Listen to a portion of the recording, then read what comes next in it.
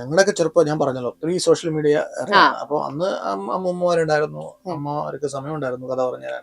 ഞാൻ പലപ്പോഴും പലയിടത്തും പറഞ്ഞിട്ടുള്ള കാര്യം, ഒരു ദിവസം രാവിലെ ഉറക്കം വന്നു കഴിഞ്ഞാൽ എന്റെ വീട്ടിലെ ഒരേ ഒരു ഫ്രഷ് പീസ് ഓഫ് പേപ്പർ എന്ന് പറയുന്നത് അന്നത്തെ ന്യൂസ് പേപ്പറാണ്. വേറെ വഴിയില്ല, വേറെ ഒരു എന്റർടൈൻമെന്റ് ഉപാധിയില്ല, ടി വി ഇല്ല, ഇന്റർനെറ്റ് ഇല്ല. എന്ത് ചെയ്യും? കളിക്കാൻ പോകുന്നതിന് പരിമിതികളുണ്ട്. വായിച്ചേ പറ്റും. വായിക്കാൻ എന്ത് വായിക്കും? വീട്ടിലെ പുസ്തകങ്ങളൊക്കെ വായിച്ചു കഴിഞ്ഞിട്ടുണ്ടാവും ഓൾമോസ്റ്റ്. അന്ന് വരുന്ന പത്രം മാത്രമാണ് ഫ്രഷ് പീസ് ഓഫ് ലിറ്ററേച്ചർ എന്ന് പറയുന്നത്. അപ്പൊ അത് വായിക്കും. അന്ന് അങ്ങനെ വായിച്ചു കൂട്ടിയ സാധനങ്ങൾ ഉള്ളിൽ കിടന്ന് ഇരിക്കുന്നതാണ് ഇപ്പൊ നമുക്ക് ഗുണം ചെയ്യുന്നത്. ഞാൻ ഒരിക്കലും ഒരിടത്തും ക്ലെയിം ചെയ്തിട്ടില്ല ഞാൻ നല്ലൊരു റിസർച്ചറാണ്. കാരണം റിസർച്ച് എന്ന് പറയുന്നത് വേറൊരു കലാപരിപാടിയാണ്. അത് ഞാൻ ചെയ്യുന്നതായിട്ട് കൂട്ടിക്കുഴയ്ക്കരുത്. ഞാൻ ചെയ്യുന്നൊരു പൾപ്പ് റിസർച്ചാണ്. അതായത് എന്നോട് ഒരു ഹിസ്റ്ററി അധ്യാപകൻ പറഞ്ഞിട്ടുണ്ട്, നിങ്ങളെ കൊണ്ട് വലിയ ശല്യമായി മനുഷ്യൻ. നേരത്തോടെ പറഞ്ഞ ഞാൻ ഒരു കാര്യം ഒരു കുട്ടിയുടെ അടുത്ത് പറഞ്ഞപ്പോൾ അതങ്ങനെയൊന്നുമല്ല, അത് വല്ലാത്ത കഥയിൽ അങ്ങനെയല്ല പറഞ്ഞു. ഞാൻ പറഞ്ഞു, എന്റെ പൊന്നു മക്കളെ, നിങ്ങളുടെ ഹിസ്റ്ററി സാർ പറയുന്നതാണ് ശരി.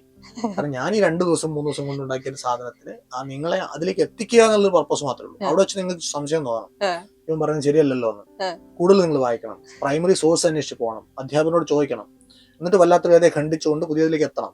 വല്ലാത്തൊരു കഥ ജസ്റ്റ് ബിഗിനിങ്, അത് നിങ്ങളുടെ തുടക്കം മാത്രമാണ്. അവിടെ നിങ്ങൾ വായിച്ച് തുടങ്ങാനേ പാടുള്ളൂ.